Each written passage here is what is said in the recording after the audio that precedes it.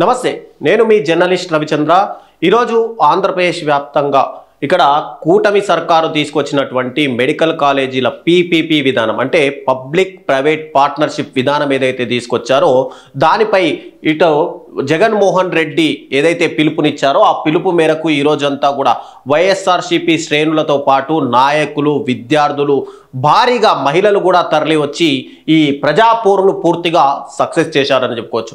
ఎక్కడ చూసినా కూడా 175 నియోజకవర్గాల్లో ప్రతి నియోజకవర్గ కేంద్రంలోనూ అటు గ్రామాన వార్డులో కూడా ప్రతి దగ్గర కూడా కార్యకర్తలు, నాయకులు బహిరంగంగా బయటికి వచ్చి తాము ఈ పీపీపీ విధానానికి పూర్తిగా వ్యతిరేకమంటూ తమ గలం విప్పే ప్రయత్నాలు అయితే చేశారు. అక్టోబర్ 10వ తారీఖున మొత్తంగా ఏదైతే గ్రామాన రచ్చబండ కార్యక్రమాలను నిర్వహిస్తూ ప్రభుత్వం తీసుకొచ్చినటువంటి ఈ పబ్లిక్ ప్రైవేట్ పార్ట్నర్షిప్ విధానం పూర్తిగా తప్పు, అసంబద్ధమైనది అని చెప్పి జగన్మోహన్ రెడ్డి నవంబర్ 12వ తారీఖున ఒక ప్రజాపోరు నిర్వహిస్తాము, దీంట్లో ప్రతి కార్యకర్త కూడా స్వచ్ఛందంగా పాల్గొనాలని చెప్పి జగన్మోహన్ రెడ్డి పిలుపునిచ్చారు. దాంతో ఈ ప్రజాపోరు కార్యక్రమం ఈరోజు ఒక ఆర్భాటంగా ఒక ఎట్లా అంటే పండుగ వాతావరణంలో జరిగిందనే చెప్పుకోవచ్చు. ఒక్కసారిగా మనము ఇక్కడ ఫోటోలను చూసుకుంటే కనుక ఏదైతే జగన్మోహన్ రెడ్డి పిలుపు మేరకు అంటే ప్రతి ఒక్క కొన్ని ఎల్లో మీడియా ఛానళ్ళన్నీ కూడా చెప్తూనే ఉంటాయి, ఇటు జగన్మోహన్ రెడ్డి గారి ఏదైనా బహిరంగ సభలో కానీ కార్నర్ మీటింగ్లో కానీ ఆయన ర్యాలీలోకి వచ్చినా కూడా ఏవో విఎఫ్ఎక్స్ విజువల్స్ తీసుకొస్తారు అని చెప్పి ప్రతిసారి ఏదో ఒక ప్రెస్ మీట్ పెట్టడం, టీడీపీకి సంబంధించిన జనసేనకు సంబంధించిన నాయకులు ప్రెస్ మీట్లు పెట్టి వాళ్ళకు తెలియని విషయాలు కూడా తెలిసినట్టుగా ఏదేదో అసంబద్ధంగా అసంపూర్ణంగా మాట్లాడే ప్రయత్నాలు అయితే చేస్తారు. కానీ ఇక్కడ జగన్మోహన్ రెడ్డి ఇక్కడ ఈ దాంట్లో ఎక్కడ ప్రజాపోరులో అయితే పాల్గొనకపోయినప్పటికీ కూడా అక్కడ ఉన్నటువంటి మాజీ ఎమ్మెల్యేలు, మాజీ మంత్రులు, లీడర్లు, అక్కడ ఉన్నటువంటి వైసీపీ ఇన్ఛార్జీలు మాత్రమే పాల్గొన్నటువంటి ఈ ప్రజాపోరులో పూర్తిగా పబ్లిక్ని ఒక్కసారి ఇమేజెస్ చూసుకోవచ్చు.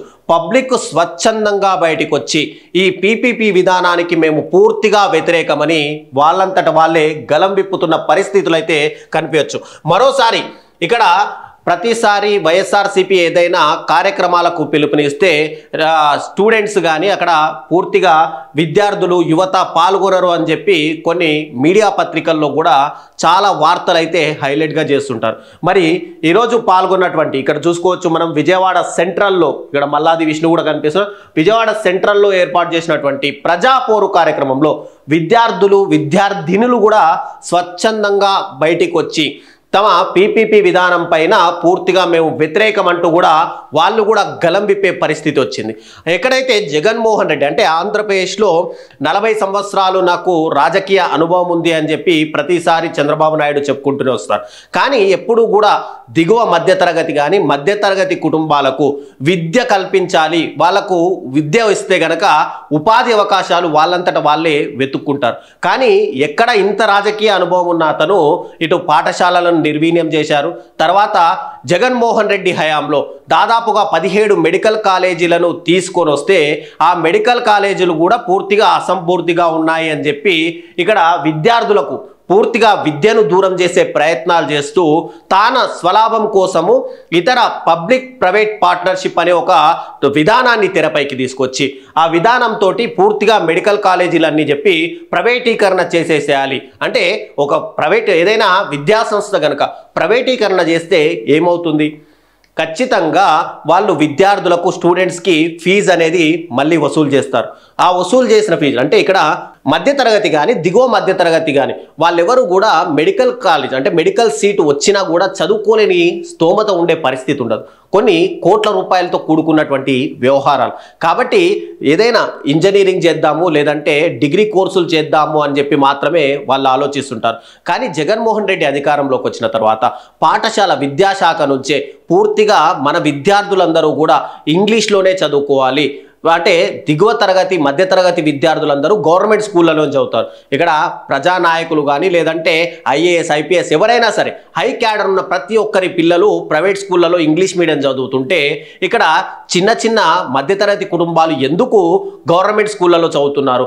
గవర్నమెంట్ స్కూళ్ళలో కూడా మనము సరైన విద్యా అవకాశాలు అందిస్తూ వాళ్ళకి ఇంగ్లీష్ మీడియం కనుక నేర్పిస్తే వాళ్ళు రాబోయే రోజుల్లో వాళ్ళ కాళ్ళపైన వాళ్ళు నిలబడే అవకాశాన్ని దిగువ మధ్యతరగతి కుటుంబాలన్నీ మంది కూడా స్తోమత కలిగిన కుటుంబాలుగా ఎదిగే అవకాశాలు ఉన్నాయని చెప్పి ఒక ఇంగ్లీష్ మీడియం విద్యను కూడా ప్రవేశపెట్టుకొచ్చారు. ఆ తర్వాత మెడికల్ కాలేజీల అంశాన్ని కేంద్రంతో పోరాడి మెడికల్ కాలేజీలు 17 మెడికల్ కాలేజీలు మనం చూసుకుంటే కనుక పాడేరు లాంటి ఏరియాల్లో కూడా మెడికల్ కాలేజీని తీసుకొచ్చారంటే ఇక్కడ జగన్మోహన్ రెడ్డి గారు ఎంతగా విద్యార్థుల భవిష్యత్తు గురించి ఆలోచించారో మనమందరం ఆలోచించవచ్చు ఒక్కసారి.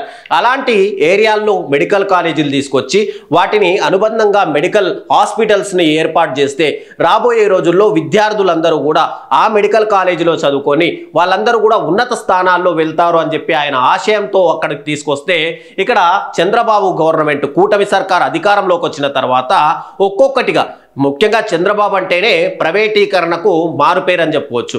గతంలో ఉమ్మడి ఆంధ్రప్రదేశ్ ఉన్నప్పుడు ఆర్టీసీని ప్రైవేటీకరణ చేస్తామని ఇలా ప్రతిదీ కూడా ప్రైవేటీకరణ చేయడమే ఆయన మెయిన్ లక్ష్యం. ఎందుకంటే ప్రభుత్వ ఖజానాని పూర్తిగా కాపాడుకోవాలి అనేది లక్ష్యంతో పనిచేస్తారేమో. అలా లక్ష్యం వల్లనే ఇప్పుడు మెడికల్ కాలేజీలను కూడా పూర్తిగా ఆంధ్రప్రదేశ్లో ఉన్నటువంటి మెడికల్ కాలేజీలను నిర్వీర్యం చేస్తూ ప్రైవేటీకరణ చేస్తే గనక రాబోయే రోజుల్లో ఈ విద్యార్థులందరూ కూడా చదువులకు దూరమయ్యే అవకాశాలు ఉన్నాయి. కాబట్టి దీన్ని దృష్టిలో పెట్టుకొని ఇక్కడ జగన్మోహన్ రెడ్డి ఒక్కసారిగా ఒక ఉద్యమాన్ని తెరపైకి తీసుకొచ్చారు.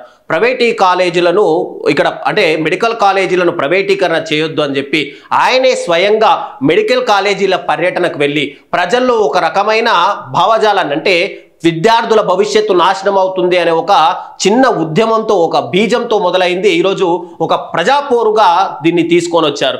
దీంతో ఇక్కడ ఆంధ్రప్రదేశ్లో ఉన్నటువంటి అటు కూటమికి ఫేవర్గా ఉన్నటువంటి వ్యక్తులు కూడా జగన్మోహన్ రెడ్డి ఇచ్చినటువంటి పిలుపు మేరకు నిజంగానే ప్రజలకు అటు విద్యార్థులకు పూర్తిగా అన్యాయం జరుగుతుందని చెప్పి వాళ్ళందరూ కూడా ఒక్కసారిగా జగన్మోహన్ రెడ్డికి మద్దతు తెలుపుతూ ప్రజలందరూ స్వచ్ఛందంగా రోడ్లపైకి వచ్చి తమ నిరసనని పూర్తిగా తెలియజేశారు. కాబట్టి ఇప్పటికైనా కూటమి గవర్నమెంట్ ఈ ప్రజాపోరులో ఇంతటి స్పందన చూసి 1,000,000 సంతకాల సేకరణ అని చెప్పి జగన్మోహన్ రెడ్డి తీసుకొచ్చినది నియోజకవర్గానికి 50,000 సరే ఓ సంతకాలు సేకరించాలని చెప్పారు. కానీ నియోజకవర్గాల్లో వైఎస్ఆర్సీపీ కార్యకర్తలు వెళ్తుంటే ఒక్కసారిగా 50,000 సంతకాలు కాదు లక్షల్లో సంతకాలు ప్రజలు స్వచ్ఛందంగా పెడుతూ ముందుకొస్తున్నారు. అంటే ఇక్కడ ప్రజలకు కూడా ఒక విధానం అర్థమైంది.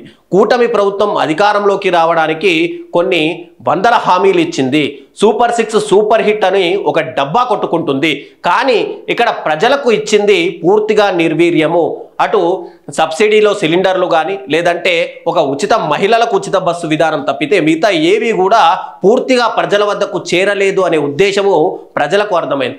గతంలో పాదయాత్ర చేస్తున్నప్పుడు ప్రజల యొక్క బాగోగులను తెలుసుకొని వాళ్ళు ఎలాంటి కష్టాలు పడుతున్నారు, వాళ్ళకు ఎలా జీవనోపాధి ఇవ్వాలి అనే ఉద్దేశంతో నవరత్నాలను తీసుకొస్తే ఆ నవరత్నాలకు పూర్తిగా ఇంకా మేము కొత్త పథకాలను యాడ్ చేస్తామని చెప్పి అవే పథకాలకు పేర్లు మార్చి ఇక్కడ కూటమి సర్కారు అవే పథకాల్ని ప్రజల్లోకి ఇస్తుంది. కానీ జగన్మోహన్ రెడ్డి భవిష్యత్తు గురించి ఆలోచించి మెడికల్ కాలేజీల విషయం కానీ లేదంటే విద్యార్థుల చదువు విషయంలో అంటే ఇంగ్లీష్ మీడియం విషయంలో కానీ ఒకసారి అంటే మనము ఒక గవర్నమెంట్ స్కూల్ విద్యార్థి ఐక్యరాజ్య సమితి వరకు వెళ్ళారంటే ఎంతటి గొప్ప విషయం అనేది మనం నిజంగా ఆలోచించాల్సిన విషయం, ఇక్కడ హర్షించాల్సిన విషయం.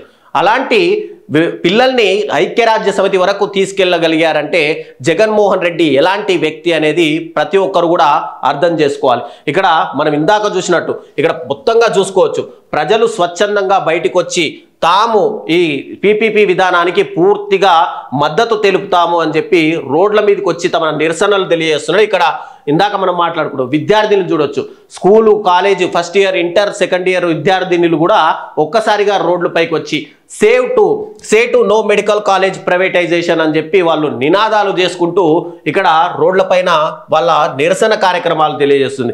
అయితే ఇలాంటి నిరసన కార్యక్రమాలు ముందే ఎక్స్పెక్ట్ చేసినటువంటి కూటమి సర్కారు ఎక్కడైతే జగన్మోహన్ రెడ్డి గారు తాము అంటే పరామర్శలకు వెళ్ళినా లేదంటే మెడికల్ కాలేజ్ సందర్శనలకు వెళ్ళినా ఎక్కడికి వెళ్ళినా కూడా ఒక ఆంక్షలు విధిస్తున్నారు.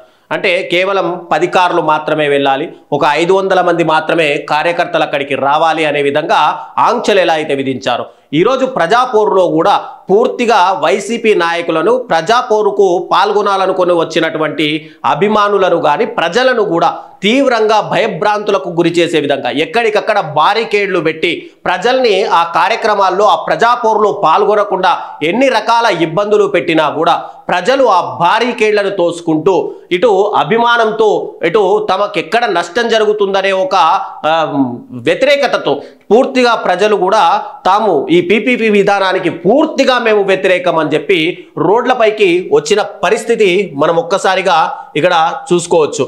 ఇక్కడ మెడికల్ కాలేజీలకు పూర్తిగా అంటే ఇంకా మెడికల్ కాలేజ్ కన్స్ట్రక్షన్ అవ్వలేదు, పూర్తిగా అవన్నీ పిల్లర్ల వరకే ఉన్నాయి అని చెప్పి కూటమి గవర్నమెంట్ చెప్తుంది. మరి ఇప్పటికే ఆంధ్రప్రదేశ్లో 17 నెలల కాలంలోనే దాదాపుగా 2,20,000 కోట్ల రూపాయలని అప్పుగా తీసుకొచ్చారు.